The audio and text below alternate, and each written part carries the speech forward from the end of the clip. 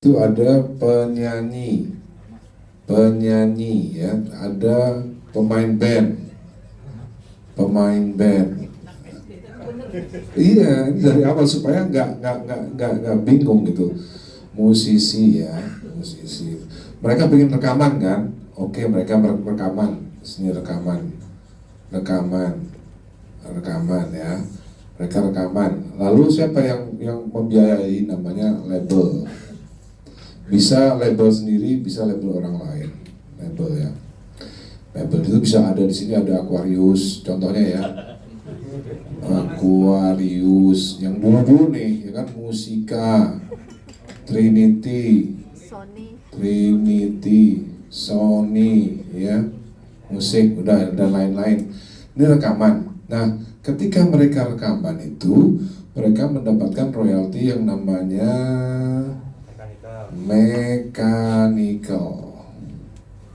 Sebentar, dia udah nggak salah, harusnya apa, mechanical rights. Mechanical rights. Ini untuk komposer. Ketika musisi ini rekaman menghasilkan apa? CD kan ya, kaset atau CD. Dulu ya, kaset 90-an sampai 2000. Ini tahun 90-an, 70-an ya, pokoknya 70-an, 90-an sampai 2000-an. 2000-an. Kaset, CD, ya kan, 2000-an nih. 97 juga ada sih. Pokoknya sekitar gini lah CD. CD compact disc, terus lagi digital ya. Digital. Nah, digital.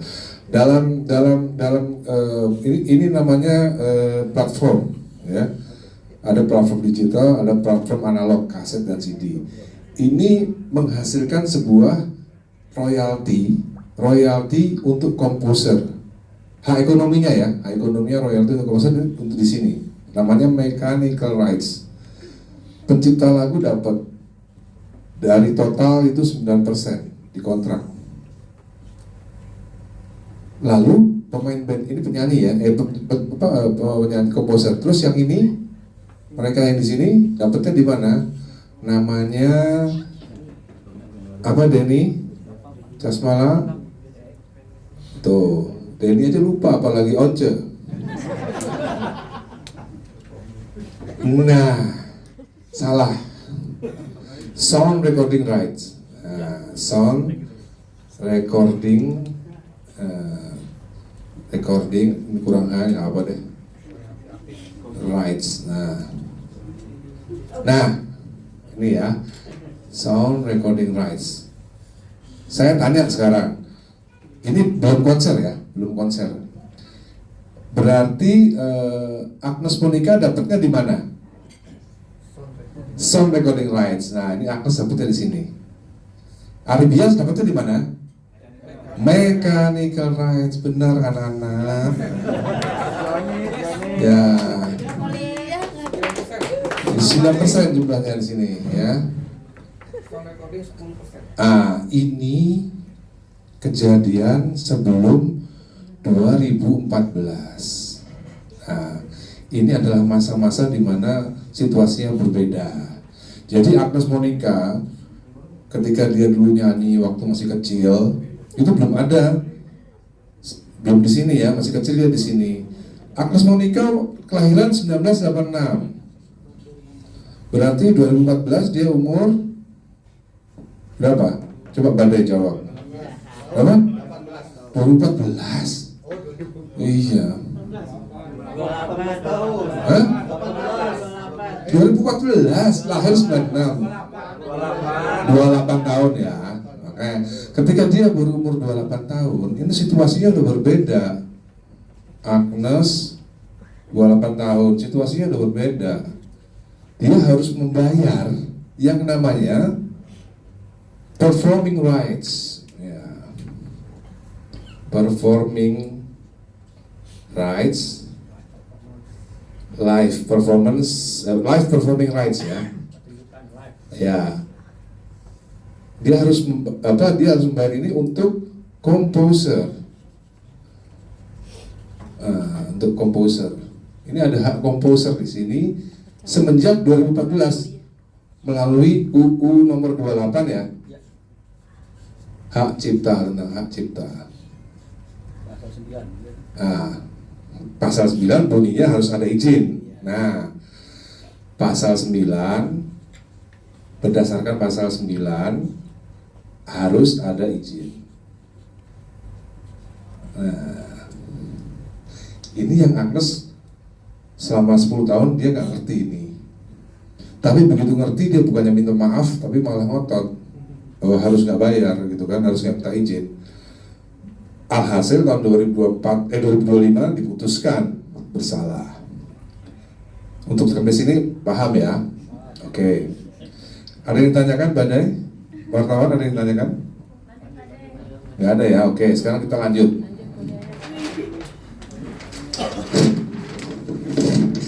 Yang belum absen dulu yuk.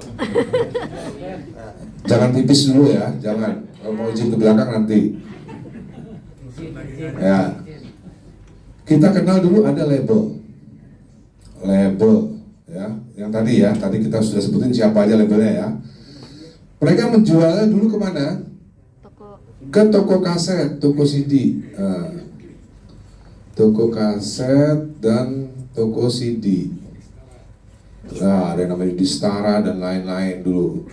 Sebelum ada DSP. Sebelum ini fisik namanya. Fisik. Ini jadi label jualan fisik. Ini ke tokonya kaset. Ini mereka mendapatkan 28 sampai 30% dari harga yang tertera. Ini tadi agak lupa tadi. Ya, komposer kan 9%. Sound recording rights itu bervariasi antara 6 sampai 15%. Tergantung deal. Kalau Dewa 19 gede persennya, cuma nggak saya sebutin aja. Takut dia marah nanti.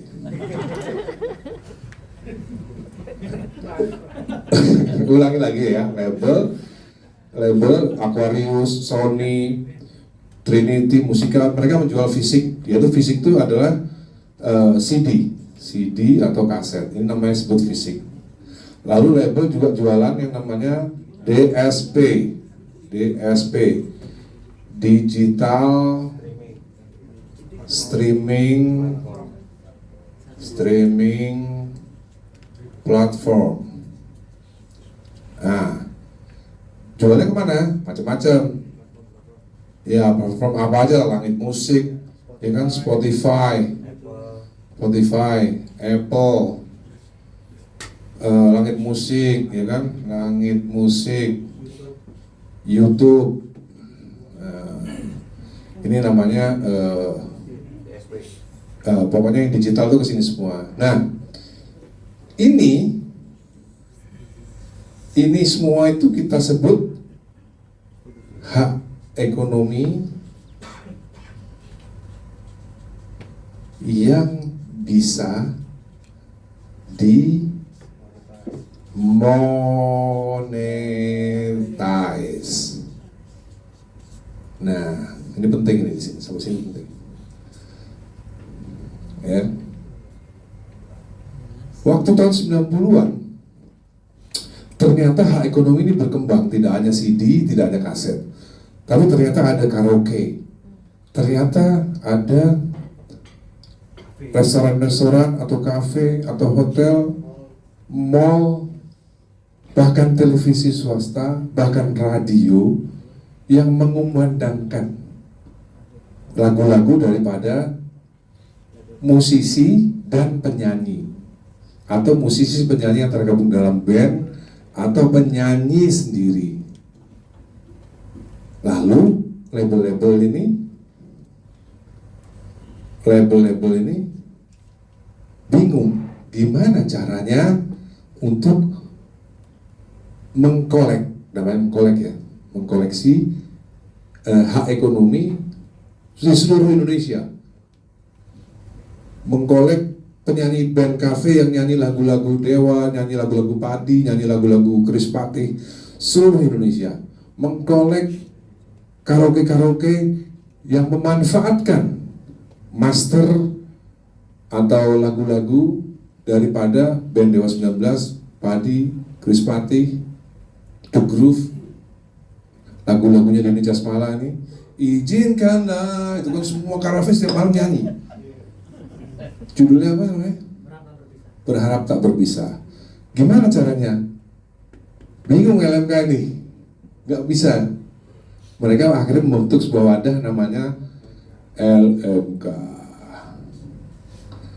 Dulu yang pertama itu KCI, lalu ada WAMI. Jadi kesimpulannya apa? Label membentuk lembaga untuk mengkolek sesuatu yang tidak bisa dimonetize.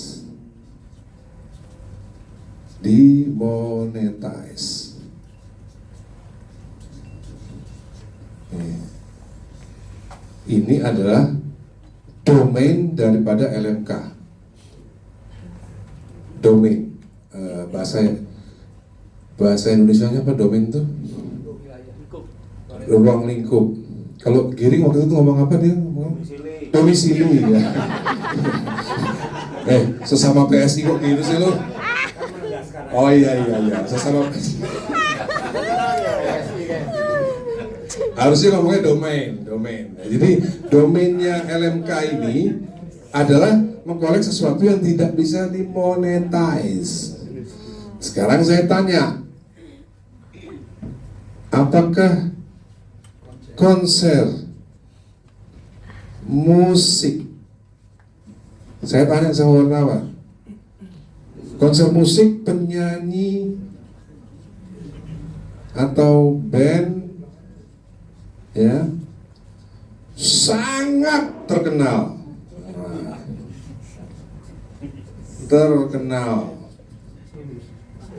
Nah, ini bisa dimonetize apa enggak? Pertanyaannya. Susah atau tidak dimonetize? Karena saya tadi lupa bawa. Saya punya foto Dewa 19 dari 2024 sampai sekarang. Itu ada hampir 400 foto. Itu menurut saya mungkin ya sekitar segitulah. Kalau artis atau penyanyi band yang sangat terkenal, kira-kira per tahun tuh ya 100 lah konsernya. Nggak sulit kan sebenarnya kan. Artinya apa? Artinya LMK WAMI ini bukan konser musik, itu artinya bukan ranah daripada KCI dan WAMI sebenarnya. Jadi kalau Ariel, karena dia salah pergaulan, dia ngomongnya belum ada aturan dari pemerintah. Bener nggak? Dia kan ngomong gitu kan? Saya dengar sendiri. Sekarang pertanyaannya, ketika Noah bertransaksi dengan IO, itu ada aturan pemerintah nggak? Nggak ada dong. Itu yang disebut kesepakatan para pihak. Misalnya saya punya mobil, gitu ya. Saya mau jual ke orang. Ada aturan pemerintah nggak? Nggak ada. Kalau mau setuju lah, aku mobil saya bekas nih, saya jual 100 juta. Kalau mau ya beli, kalau nggak ya nggak, udah selesai. Atau kalau rumah mungkin yang tinggal notaris aja pakai gitu. Jadi sebenarnya sama. Pencipta lagu dan penyanyi bisa berdiskusi sendiri sebenarnya. Semenjak adanya Undang-Undang Hak Cipta tadi tahun 2014, itu di pasal 81 sudah jelas, saya masukkan IG hari ini, bahwa perjanjian khusus, perjanjian lain itu bisa dilakukan oleh pencipta dan pengarang lagu. Tidak perlu diatur oleh pemerintah. Pemerintah udah capek ngurusin banyak hal gitu. Jadi Ariel dan kawan-kawan jangan cengeng, jangan kekanak-kanakan. Nggak perlu pemerintah untuk mengatur pengaturan hak ekonomi pencipta yang digunakan oleh para penyanyi, nggak perlu.